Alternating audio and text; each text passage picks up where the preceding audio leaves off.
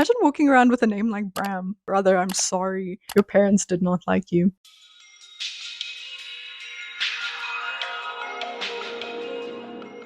It really has been a second since I've sat down and talked. I wanted to make another seasonal, mid-year favorites kind of a thing. I said I wanted to do it again, and here I am doing it again. Anyway, I definitely should have written a script. In the last video, one of the first things that I spoke about was YouTube channels that I had been loving. I'm still loving those same YouTube channels months later. A specific YouTuber whose content I've really been loving, Connie McLean? Wait. Connie McLean. She is so cool.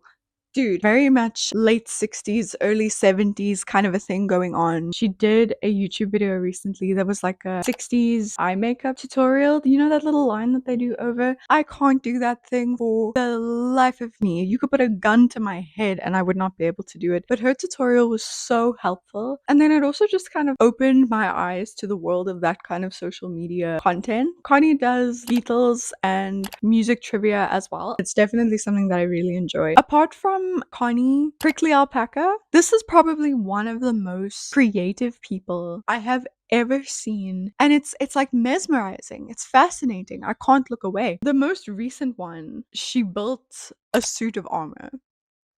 If I wanted to build a suit of armor, I would love to be the kind of person that could just go out and do it. You know, watching her videos is just like, it's so inspiring. Oh my gosh, do I wish I was her. In addition to those two, this channel called Beep World, she's a fashion girly. The kind of content that I've been consuming over this winter has just been very like, I wish I was her, I wish I was her, like constantly. Because this person just has such an insane eye for fashion and style and aesthetic. Honestly, feeling good in clothes is like one of my biggest ops in life. It's really nice to watch people who get it. Nothing has changed since the start of the year. I still can't read for crap. I'm still not a big reader. I downloaded Substack. I was like, maybe I can read articles and grow my brain and get smart again. Nope. And I bought a lot of like coffee table books, a lot of like art and history things. I do love that kind of book, even if I'm not necessarily a novel reader. My sister bought me this, The Art of Classical Greece. I love ancient Greek art and architecture. Greek and Roman crap, that is my jam. And it's even inscripted. Margaret. Love, Andre, November 1973. Thank you, Margaret. Like this, look at this. Wait, can I show that on YouTube? Isn't she beautiful? This is one of my favorite sculptures. Being able to have this and look through it has been super duper nice. Similarly, this Art Nouveau art, I took the dust jacket off. I don't like secondhand dust jackets. It kind of feels gross to me. Again, really nice to flip through. In some ways, I feel like the last time I was truly alive was when I was in high school studying art theory, absorbing everything. Like, just coming back to this is really awakening dormant parts of my brain. Can you see her? She's beautiful. In my heart, I will always be an art history nerd. I bought a novel, an actual book with a narrative element to it. Everybody clap. Bram Stoker's Dracula. Imagine walking around with a name like Bram. Brother, I'm sorry. Your parents did not like you.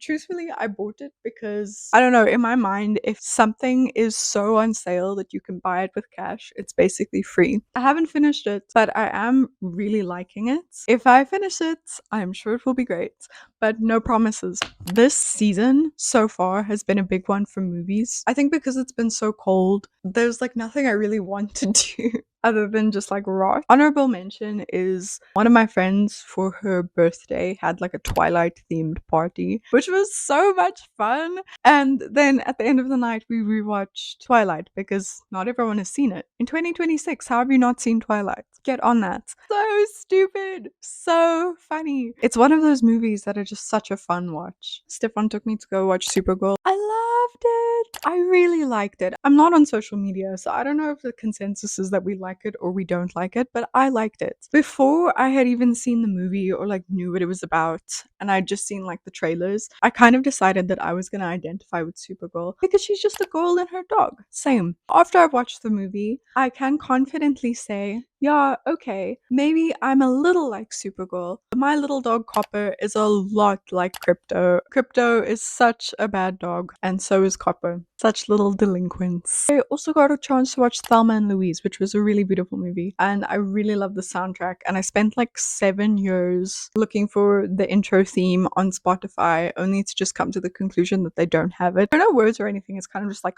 the wang, the wang, wang.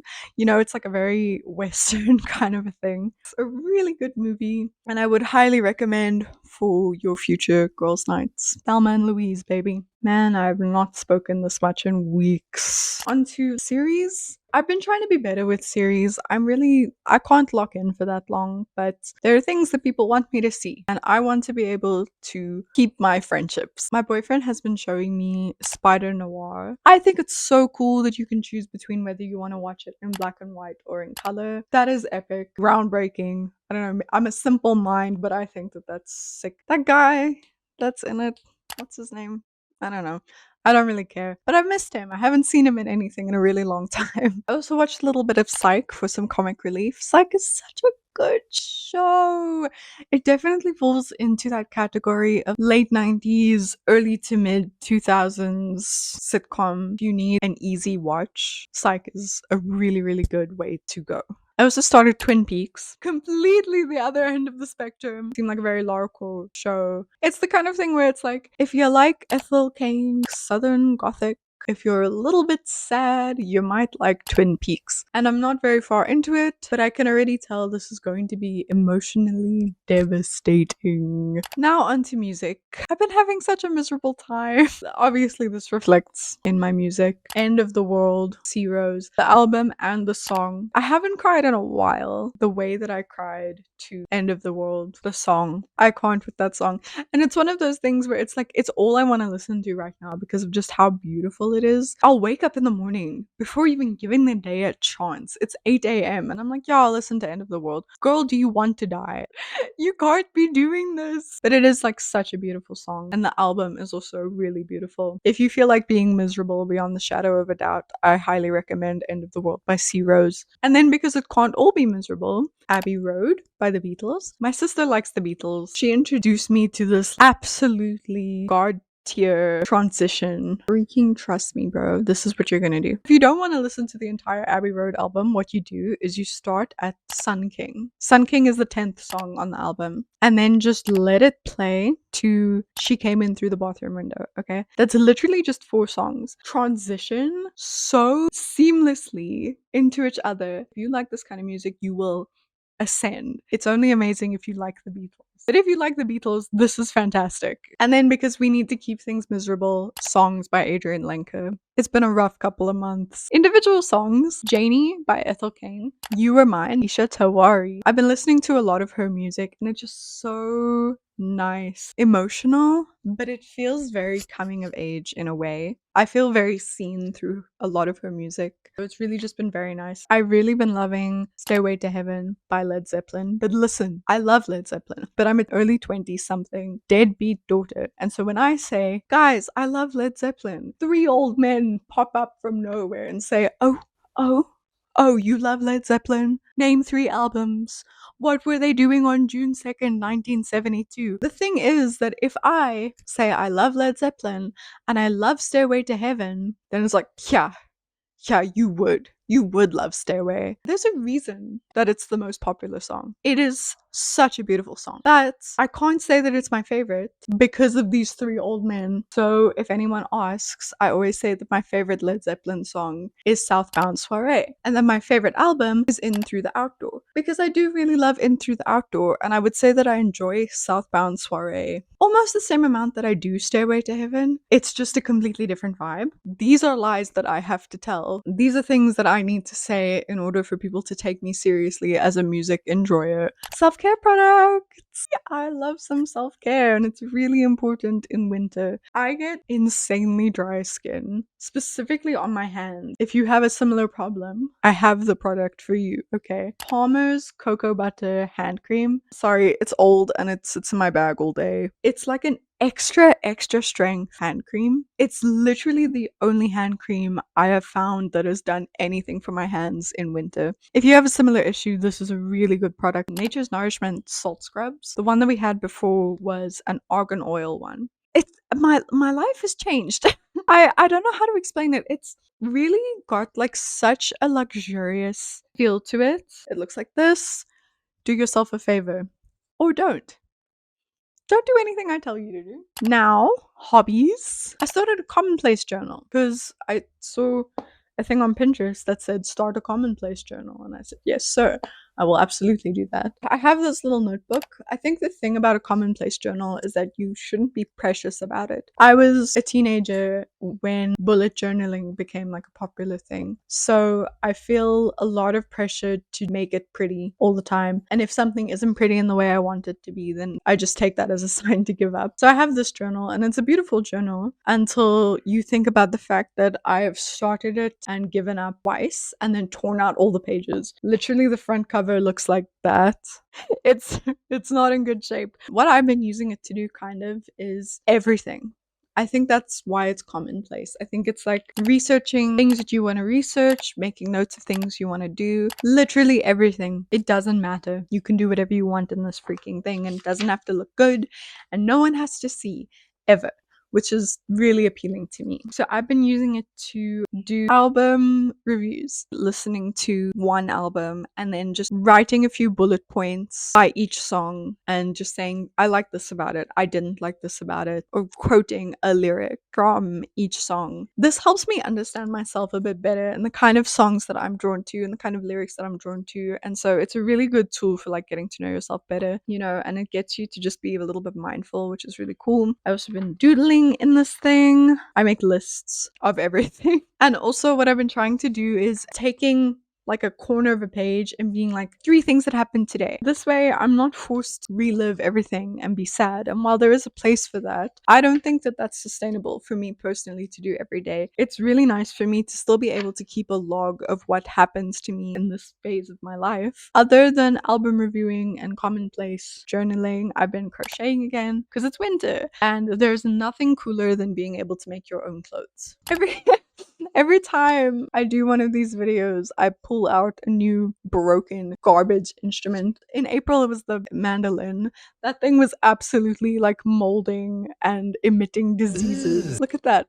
It's so worse for wear. It's broken and been restrained so many times. I've really been having a lot of fun trying to figure it out. Just because something isn't perfect or ideal, you shouldn't use it as an excuse to not go ahead with doing something you want to do or learning something you want to know. This thing only has its highest 3 strings. I'm still able to do some chords with it. We're into like fashion, makeup, jewelry and crap now. These earrings, sand dollar earrings that I spoke about in my last video, one of them got lost and it got lost at a banana farm of all places. So I'm never seeing that thing again. The other day we went out and I saw this pack of earrings, these ones, and then medium and small size as well. And it was like super affordable and I got it. And I'm really glad that I did because I think that this kind of shape of jewelry was really missing from my outfits before. So everything happens for a reason and I'm super grateful, but I will be mourning my sand dollars for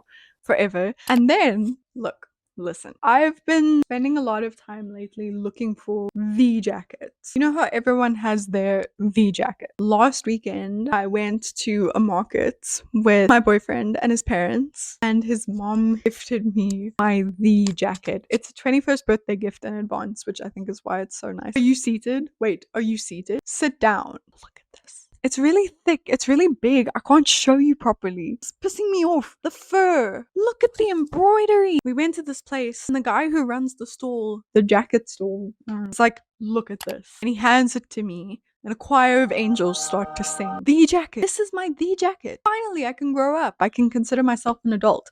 I won. I have it. I win. This is Penny Lane, man. Show some respect. Fashion-wise, this has been an incredible season for me. I feel like I'm really becoming myself, stepping into Lara Core properly. I forget how much I love making favorites videos. It feels like a little time capsule. It gets you thinking about the future and how's it gonna change a year from now, 5 years from now, 10 years from now. I just really like the idea that like maybe in a year from now I can come back to this video and be like, wow, you fooled.